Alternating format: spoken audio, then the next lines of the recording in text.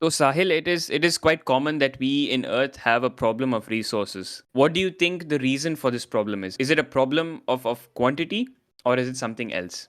I don't think it's a quantity problem at all.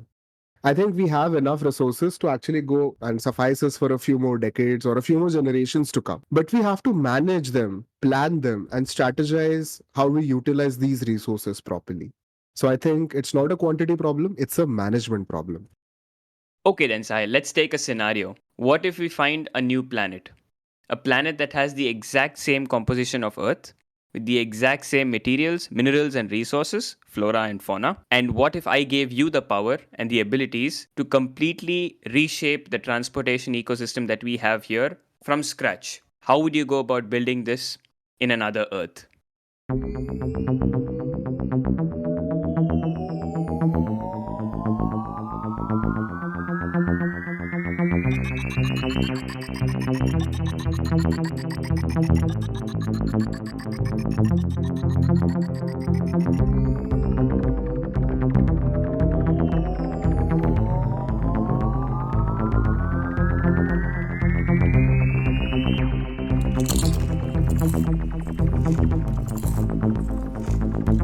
Crispy Perspectives.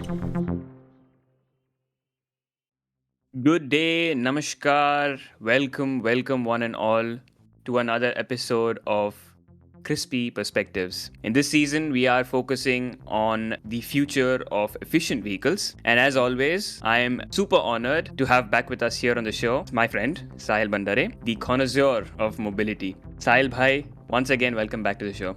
Thanks, Kedar. It's a pleasure being back here. Sahil Bhai, I'm starting us off with this amazing scenario. You wake up, it's a sunny day, you get out of your bed, go to your window, you open the curtains.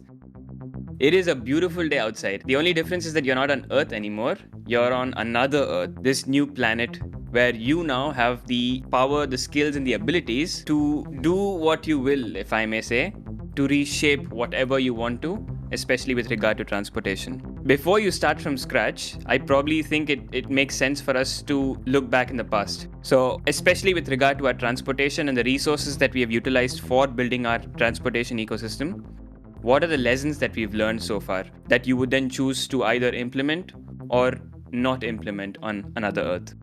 How imaginative, Kedar. Another Earth with the same resources, but entirely new transportation systems. If we look at Earth right now, we have definitely made some mistakes and we have definitely made some really good decisions that we should be taking to another Earth, learning and leapfrogging so that we can actually build a very sustainable transport ecosystem over there.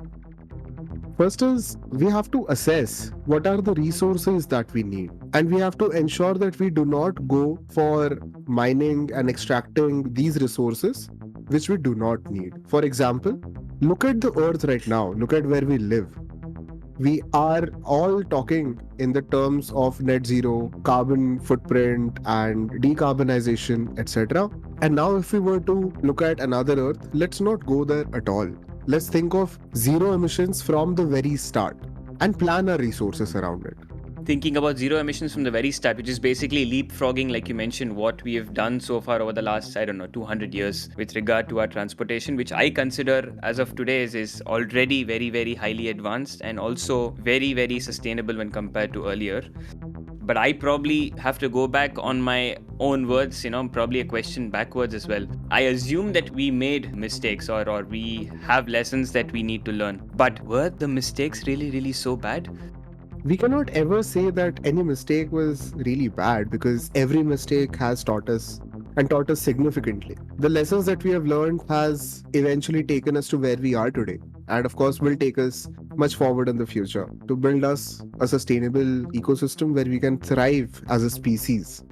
So, one of the biggest mistakes that we made was being totally dependent on fossil fuels for a lot of our essential transportation needs, which included the initial railways, the current ICE engines, which have actually taken over the market. There is a phase out going on. I do not discredit that.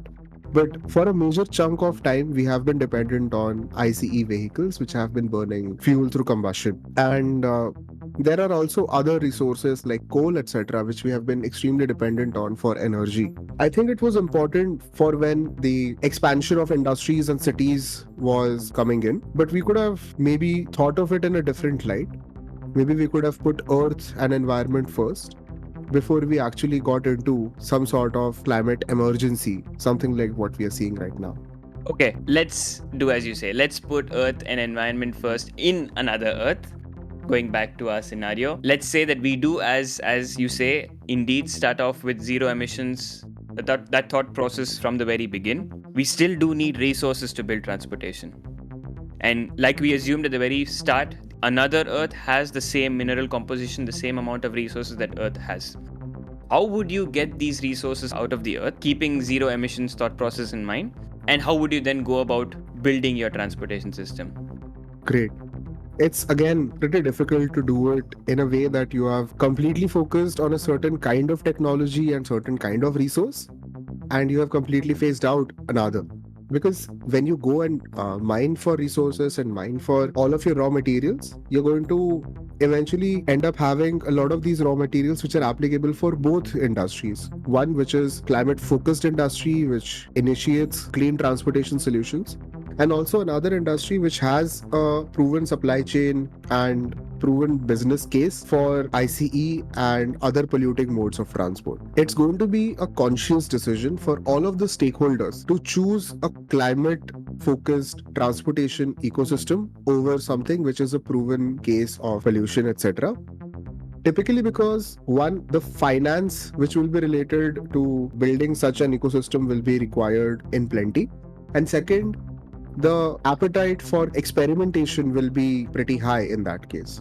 So I think we will have to do the mining work the way we do, but we have to find out ways to do sustainable mining practices.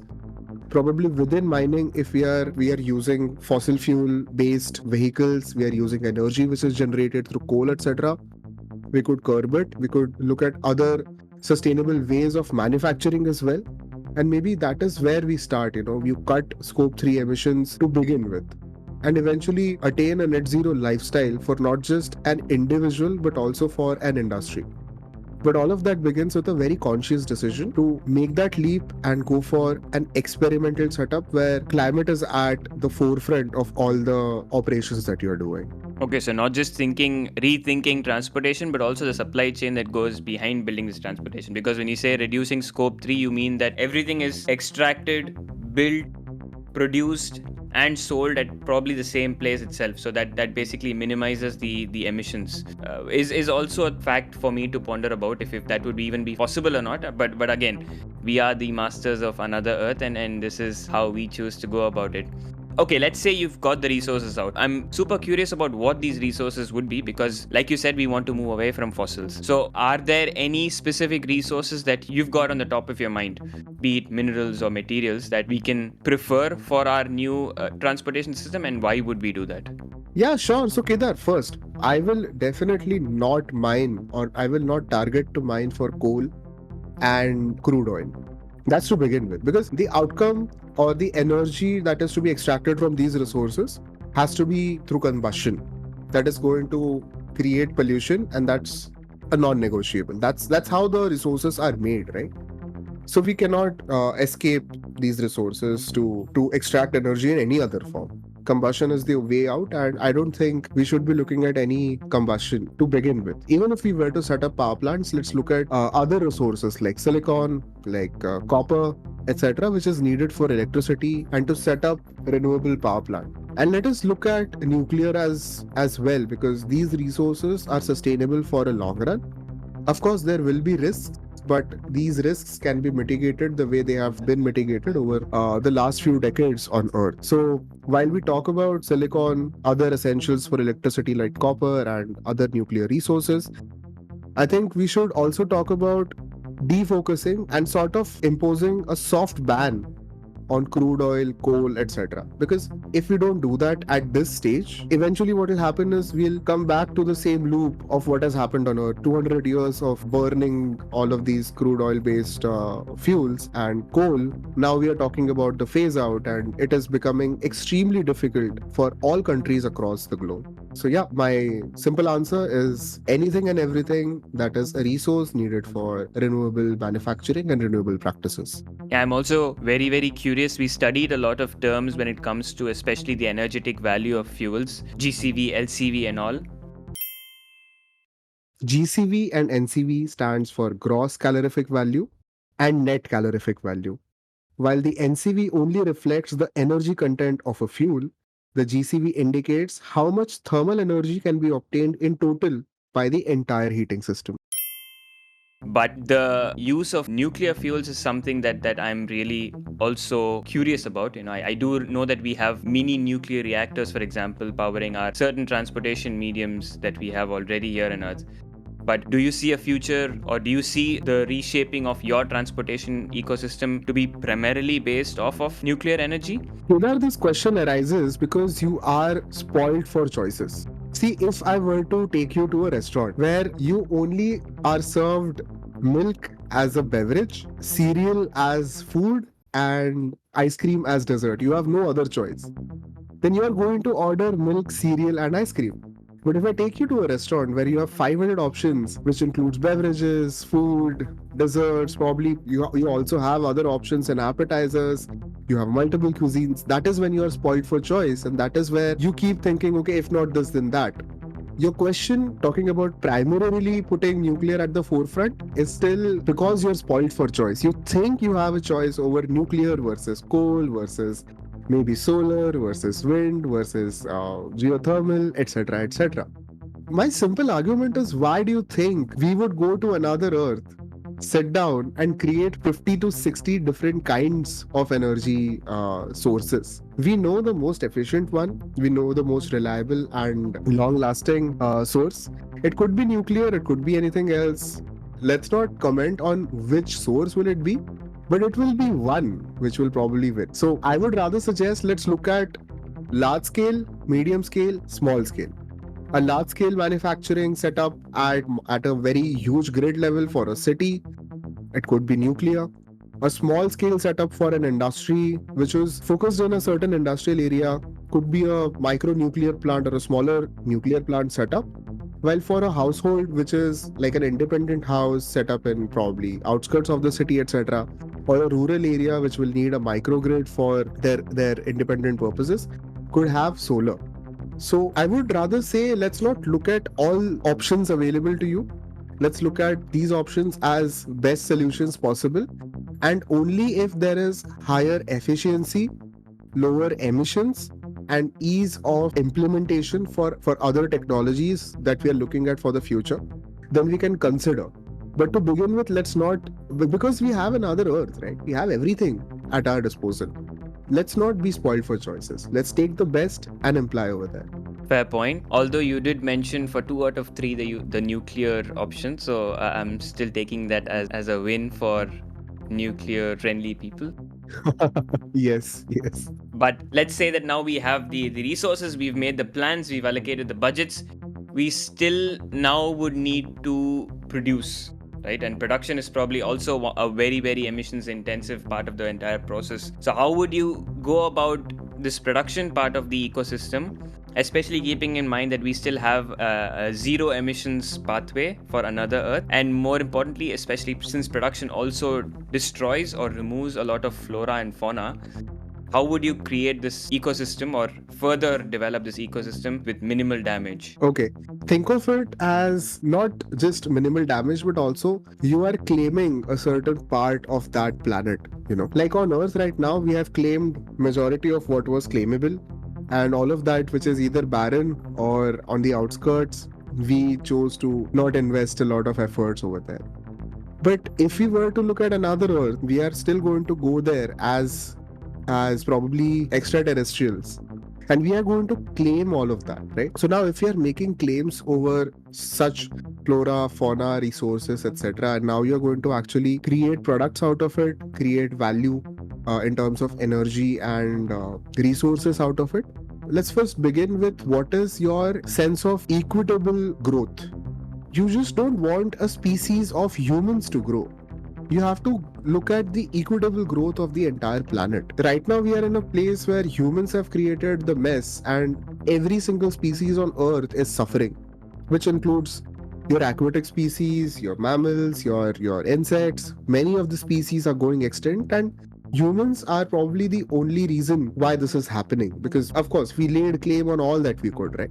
Now, if we look at the another Earth, let's not look at humans as an only species which needs to go there, thrive and survive.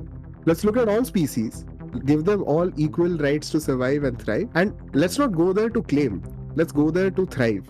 And if we look at, again, it's a perspective change. A new perspective will only be implemented when you do the unlearning. So while we are going to another planet and claiming a certain piece of land, claiming certain number of resources, and destroying a certain flora and fauna to create these values, we should be able to add more value to those parts which we have not claimed. We should add probably nutrition, we should add better health, and we should also add probably a more sustainable lifestyle for not just this species of humans, but also those species which have already existed over there. And with that, it's difficult to say because enforcement of few things is a very tricky concept. Enforcement could be police. If we just look at enforcement as a term, we look at police. But we might also look at enforcement as something which is equitable growth. And it's very difficult to do in the current scenario where equity for all or equitable growth for all and on Earth is not possible because we are all tied up to the material benefits. But over there, we should look at non-material, intangible benefits. And if we were to go there and conceptualize something which has intangible benefits for the entire planet, for example, happiness is an intangible benefit. For example, satisfaction, the number of relationships that you nurture, or the health that you have, the longevity of all of the population, all of these are intangible benefits. And that should not be the case, which is only true for humans. Why is it true for humans only? All of the flora and fauna should then thrive. And while we are claiming a certain chunk of it, we should give back more than we take. So yes, we should claim it, but it should be equitable growth. Got it. Rapid fire question now. Oh, sure. Transportation ecosystem, you have two major types of transportation: public transportation, private transportation. How much of your reshaped transportation system would be public and how much private? 98% public, 2% private. Why? Again, perspective shift. Why is there a spoiled choice for you? Why are you spoiled for choice? Why do you have to choose between public and private? See, I've been hearing this term in Hindi. It says roti, kapda, makan. All three things are your basic rights. But to attain roti, attain kapda, makan, I have to travel. So travel also has to be my basic right, Travel has to be a human right. So I think within public transport, public transport should also be a human right when we come to the another Earth. I would love to have it on Earth as well. And I know that some countries have been very generous to allow free public transport. And in some chunks, it has been done for those who need that kind of a facility. But I think public transport as a whole, or transport as a whole, should be a right for you. It should not be something that you attain for your benefit, etc. Let that be the right for you. If you want to go from home to office, office to school, school to probably your relative's place, maybe your farmlands in the rural areas, then you come back home in the city, etc. Let's not make it something which is difficult to attain. That is your right. That's how humans as a species thrive and survive. So if you go to another Earth, you will find that transport or the right to travel is a basic human right. And in that case, majority of it will be public transport because everyone gets to travel. Now, why within public transport not everything should be free? Of course, there are some people who need to find a certain amount of luxury. So if we were to put up metros and trains and buses, we could then boil it down to a place where a major chunk of it is publicly available and free, and a minor chunk of it is something you can reserve and you can attain a better probable service out of it, which could have add-ons. So your fundamental need of travel is taken care of. And anything that is add-on. So probably you want to board a train and want to get hot pizza served to you. That's an add-on. Pay for it. Or you want to board a train and probably want a certain east-facing seating because you're on the coast and you want to see a sunset. maybe that becomes something which is paid for. But your basic necessity, that is to travel, has to be free. And now, when I mentioned there is 2% that is private, the private angle is important because if there is anything that the governments have to look at for high net worth individuals who have security concerns traveling, or if there is someone who's in a medical emergency, or someone who cannot really wait for the public transport to arrive, and there might be needs where you might have to go on routes where public transport is not very frequent, then private transport makes sense.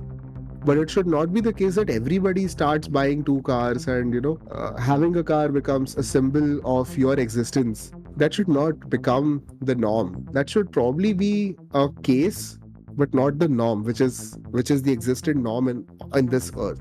So I think transport should be a fundamental, right? And majority or almost all of it should be public, free for all. What about hoverboards? And for the uninitiated who don't know what a hoverboard is, go watch this amazing trilogy of movies called Back to the Future. Sahil, would hoverboards be a part of your ecosystem? Sure. So think of hoverboard again as something which you don't own. You have hoverboards going around the city. They are automated and they are completely autonomous. You use hoverboards as micro mobility. So there are three kinds of mobility: your first mile, your middle mile, and your last mile. First mile is when you go out of your house, probably board an auto rickshaw or like take a walk to the train station. Your middle mile is when you take the train to the next larger destination, farther away from you. You get down at the destination, and probably from there you reach your final whatever is the location, that is probably your office or school or whatever. That's the last mile. So this first mile and last mile, this could be through hoverboards. And you could also optimize this very, very well, because hoverboards are individuals, they are small. You can stand on it. Or probably you could make hoverboards which are much bigger, where a group of people can stand on.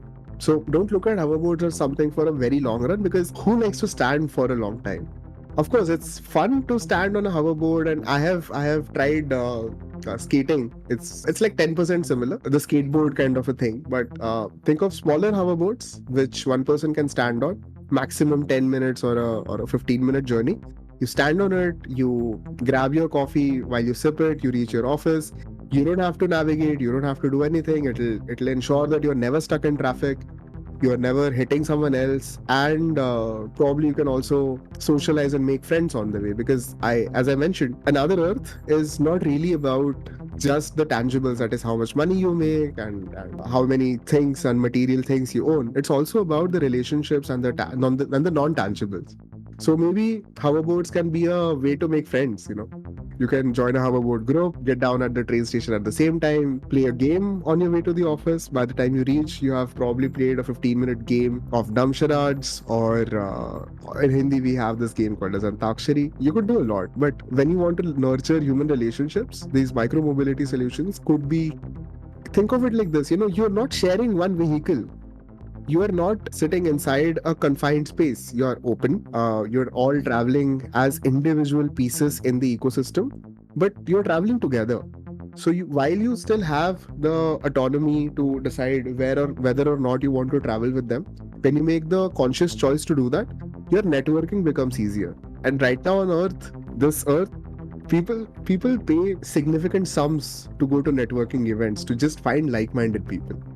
If you were to employ hoverboards, 10 minute every day, and if you were to meet strangers who probably work in the same area, want to go to the same place, hoverboards could then help you create these intangible benefits. So yeah, hoverboards for another Earth sounds like a great concept. Go hoverboards. And for those who are working in research, development, and innovation who want to shift to another Earth, I'm assuming it'll be a beautiful place for you to work in. But we were also speaking a bit earlier, and I also want to end off on a story, because I heard this wonderful piece of information from Sahil that he's a fan of movies in general, the superhero genre. And we were speaking about this case of Wakanda, which apparently seems to have visualized another Earth, as we've discussed it to a certain extent, and Sahil was going on about that. But would you quickly elaborate for us, Sahil, as to what this Wakanda story is? Yeah, sure. I think Wakanda has fascinated me a lot. And before I even talk about Wakanda, Another Earth is a concept which comes from imagining how would this Earth be in a different light. So Black Panther is the movie which I watched. I loved it, of course. But yes, let's come down to another Earth and link it to what Wakanda looks like. I was so fascinated that the whole city of Wakanda was so technologically advanced. You could fix human bodies in a lab. You could go at enormous speeds without any wired electric connection. You had weapons which were probably a few times stronger and more powerful than all of the weapons that are there in the military right now. And all of that while you had a very close connect to the flora, fauna, and the nature. So first thing I noticed over there was, again, in this case, everything was focused around public transport. They had like a metro, which was super fast, which was free for anyone and everyone, and they could just board it, get down anywhere they want. There was no ticketing system, nothing like first class, second class metros, and people lining up in queues for getting a ticket and then go. There's nothing like that. You board, you get down, whatever. Everybody was close to nature. They used to live in houses which were surrounded by trees. I've also seen a scene where they have not just the flora and fauna of a certain ecosystem, but they have multiple ecosystems. And all of these ecosystems have certain leaders which take care of these. So they are not just answerable to their people and not just answerable to their own kind, but they are answerable to the entire Mother Earth. If you were to put it in another words, they were answerable to that nature and everything in it. So I think something similar could be done for another Earth. First is transport, as I mentioned, could be extremely efficient, extremely high tech, but also extremely accessible. You would not want people to wait in line and spend a couple of hours booking tickets and blah blah. You can just walk in, walk out. That's to begin with. And second, all of those other say dignitaries, etc. So like their army chief and their king, etc. They had their special vehicles, but they were built for a certain purpose. So they were not going around in these special vehicles just for the sake of going around. They were built for a purpose. So again, you have purpose built vehicles. And third, which was the most interesting part about Wakanda, there were no roads. I could not see a 7-lane highway or 7 into 7 or 2 is like 14 and I don't know, like a 14-lane highway built by cutting off trees and just claiming that land. No, what they did was they claimed only certain parcels of land by putting up poles. So the metro which I mentioned, the very super fast high tech metro which I mentioned, it was very similar to a maglev train. When you watch the movie, you will see it. But they did not claim the entire land. They only claimed a certain part of it by establishing poles, and even the poles were then later on covered by vegetation. I could see that there were no large roads, etc. Of course, some roads were there, but not like super huge highways. And it was so fascinating to see that an entire population of extremely talented and high-tech people could thrive with cognizance that nature is also to be taken care of, and sustainability at its core. So yeah, I think Wakanda was something that has fascinated me a lot. I think everyone who tunes in here is going to be in for a good ride, because also we have a good podcast with information here, but also lots of movie recommendations for all of you folks. So keep tuning in and you get access to more such amazing movies, recommendations. But I think it sort of summing up all of what we've said here, it I think centers around two things, at least from what I understood. One is nature centricity, which is all of this talk around zero emissions, preserving minimal extraction, minimal construction of roads and ecosystems. And on the other one, it's people centricity, keeping the common folk first in mind, making sure that transportation becomes as affordable, as basic a right as food and shelter. I think these two things will probably be the crux or the core of your reshaped and rebooted transportation system. That being said, I think it was a blast visualizing all of these things here with you today. And for that, Sahil, once again, thank you so much for being on our show today. Thanks, Kedar. The pleasure's on mine. Thanks for having me. And for all of our audience, all of you listeners who tuned in today, please don't forget to follow us on LinkedIn, on Instagram. Please feel free to share this with your friends and other like-minded mobility enthusiasts. And we'll see you all again soon on another episode of Crispy Perspectives.